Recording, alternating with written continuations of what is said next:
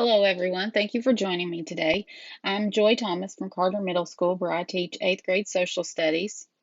The objective of this lesson is by the end, you should have a greater understanding of the roles and significance of several leaders during the Civil War.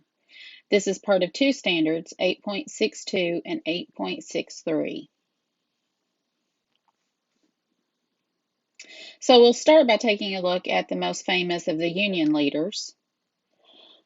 Of course, the most famous of all would be our President, Abraham Lincoln. Even though he's not known for his military career, he did serve in the Illinois militia during the Black Hawk War of 1832. But he became a household name when he ran for Senate against Stephen Douglas in 1858 in those famous Lincoln-Douglas debates. He was elected president November 1860, as you learned in the previous lesson. By the time he was officially inaugurated in March 1861, 7 of the southern states had already seceded from the Union. Thus, he had an uphill battle from the start. The first half of the war was a challenge for the Union, and Lincoln feared he would lose re-election. But thanks in part to Grant's leadership, the tide of the war shifted and he was able to win re-election in 1864. The tone of his second inaugural address was quite different from the first, and this time he called for malice toward none and charity for all. The war ended a month later. But sadly, President Lincoln was assassinated less than a week after the Confederate surrender at Ford's Theater by John Wilkes Booth. And even though he didn't get to witness the Reconstruction come to fruition, his forgiving influence was apparent. Grant was the last of the 5 Union generals. He graduated from West Point in 1843 and was known there as a mediocre student, graduating 21st of 39. Now, his shortcomings as a student was certainly outshadowed by his success as a soldier, and he performed admirably during the Mexican War. But tired of the mundane day-to-day operations of a soldier during peacetime, so he resigned his post in 1854 and returned home to his wife and children. When the Civil War officially was declared, he voluntarily joined the Union Army in 1861. Some of his greatest victories in the Civil War include Fort Donelson, the Battle of Shiloh, and probably his most important victory was the siege at Vicksburg. Lincoln appointed him General-in-Chief March 1864, and he accepted the Confederate surrender in April 1865 at Appomattox Courthouse, Virginia.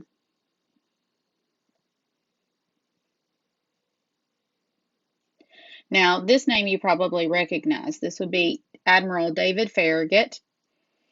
He was born and raised right outside of Knoxville around Campbell Station.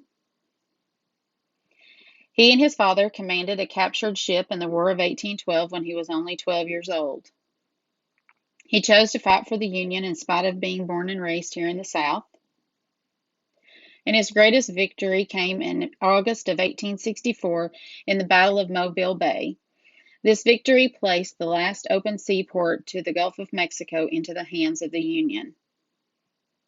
After the war, he's promoted to admiral, and he served in that position until his death in 1870. And should we ever get the opportunity to travel again and you make your way to New York, he is buried in Brooklyn. So now we'll watch a quick video about Admiral David Farragut.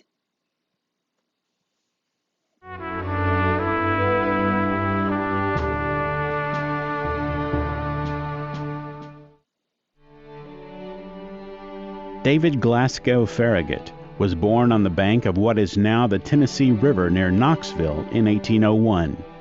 At the age of 7, he was adopted by David Porter, a U.S. naval officer who had the boy commissioned as a Navy midshipman just 2 years later. During the War of 1812, young David and his father were captured by the British Navy. After the war, Farragut quickly climbed the ranks. By the outbreak of the Civil War, he had repeatedly proven himself in battle, and although he proclaimed himself a Unionist, the Navy had doubts about Farragut's loyalty due to his Southern upbringing. His stepbrother and fellow naval officer assured the Navy brass about Farragut's allegiance, which led to his first command of the war as flag officer of the West Gulf Blockading Squadron. Farragut seized the port of New Orleans in April 1862 and was rewarded with a promotion to Rear Admiral. Despite setbacks in battles at Vicksburg and Port Hudson, Farragut won a great victory in August of 1864 in the Battle of Mobile Bay. The bay was heavily guarded by Confederate mines, which were called torpedoes at the time. After one ship was sunk by a mine, other Union ships began to pull back. When told why his ships were leaving, Farragut shouted his immortal command, "Damn the torpedoes! Go ahead, full speed!" U.S. naval forces won the fight for Mobile Bay, and Farragut won his place in Civil War history.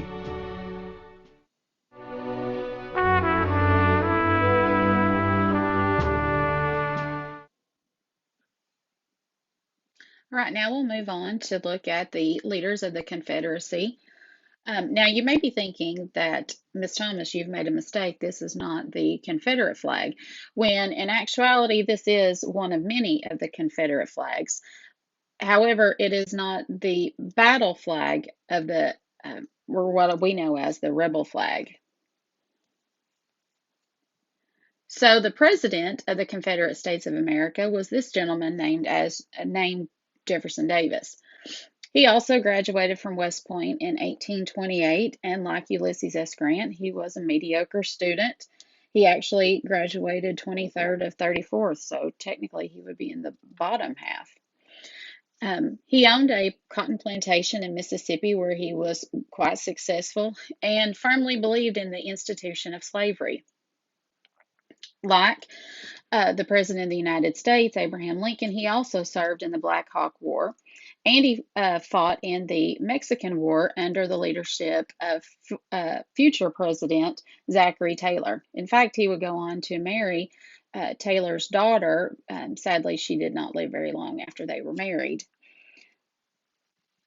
He served in both the House and the Senate, and was also Secretary of War under Franklin Pierce. He resigned from the Senate in January 1861 when his state of Mississippi seceded from the Union. And the following month, he was elected President of the Confederacy. Once the South fell, he was imprisoned for 2 years, but ironically, he was never tried for treason in spite of being the President of the Confederacy. He did denounce sectionalism a year before his death. Now, if Abraham Lincoln is the most famous face for the Union side during the Civil War, then certainly Robert E. Lee would be the face of the South.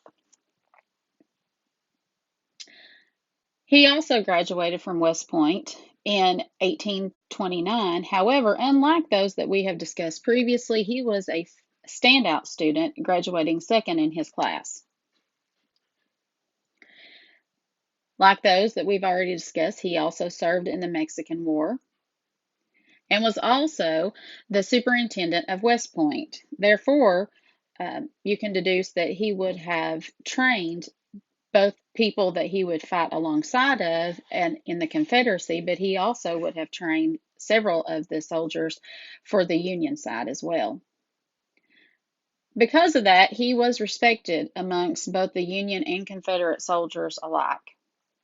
In fact, he was offered the command of the Union troops before accepting command of the Southern side, but he declined this because of allegiance to the state of Virginia. In fact, we're going to watch a video in just a moment that is a dramatic interpretation of that encounter. Some of his major victories include Antietam, which, as many of you know, is the bloodiest single day in American history, the Battle of Fredericksburg, Chancellorsville, and sadly, for the Southern side anyway, he surrendered to Grant at Appomattox Courthouse, Virginia.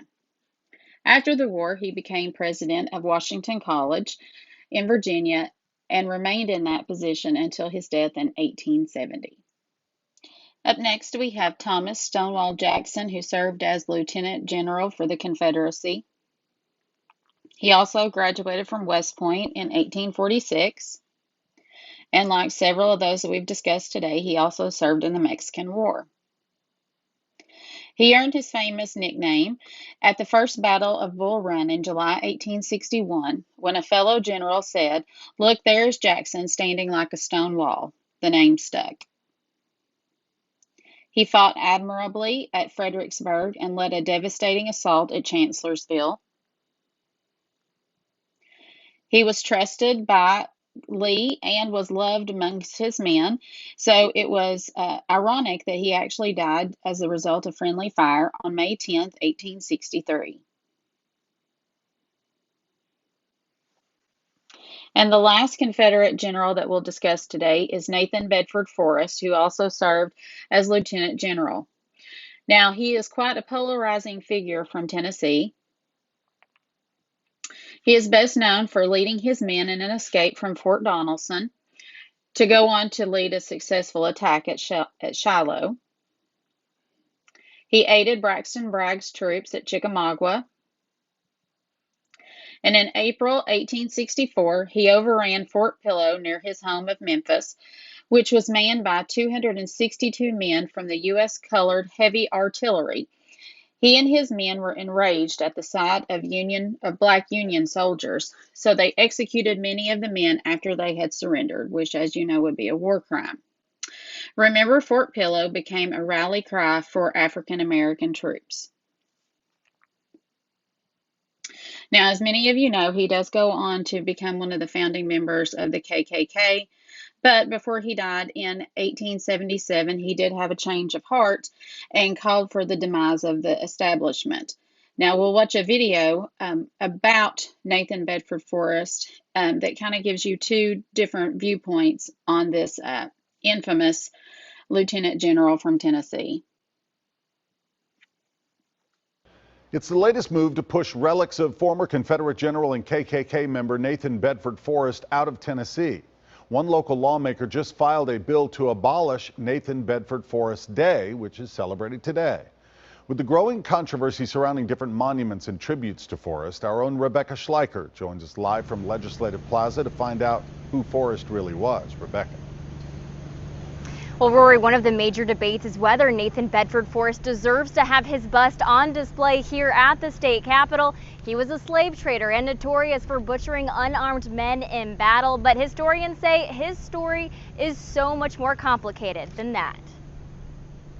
There are all sorts of stories about him. He had something like, I think it was 7 horses shot out from under him in battle. He lived 150 years ago, but in 2015, the controversy surrounding Nathan Bedford Forrest is reaching a boiling point. We don't need to celebrate one of the founders of the Ku Klux Klan as one of our primary celebration days in Tennessee. Monday, Rep. Mike Stewart filed a bill to abolish a day in his honor. 6 days earlier, Nashville's Metro Council moved to cover the highway monument to Forrest with brush. That statute and those flags do not represent the values of Nashville. And soon, the Capitol Commission will discuss whether the bust of Forrest belongs on state grounds at all. Tennessee State Museum curator Jim Hubler also curates for the Capitol. He was against the bust when it was placed in the 80s, but now... I think it's part of our story. It's part of what made us who we are. And if you forget where you come from and how you got here, you might have to go through the whole thing again. And get this, he says while most people know Forrest as a slave owner, a Klan founder, and for attacking men after they surrendered, there's a lot they don't know. He was a man of his time, but he also evolved. He dumped the Klan after less than 2 years and started advocating for African American rights. He calls for educating them and bringing them into mainstream culture. He rallied against those involved with lynching. He was going to get a posse together and, in his word, exterminate those white people that were killing blacks. Is it enough to change people's minds? Maybe not, but historians say when it comes to people's characters... All people are not 100% good or 100% bad. He's a complex character. It's not all black and white. The Capitol Commission is made up of lawmakers, commissioners, and people appointed. That group is going to meet here Friday at 9 a.m. to discuss what to do about the bust here on Capitol grounds. Reporting live at the Capitol, Rebecca Schleicher, News Channel 5 HD. The bust at the Capitol is right across from a relic of David Farragut, a Tennessee-born admiral for the U.S. Navy during the Civil War. Curator Jim Hubler says the two together tell the story of how Tennessee was divided between allegiance to the U.S. and the Confederacy during the war.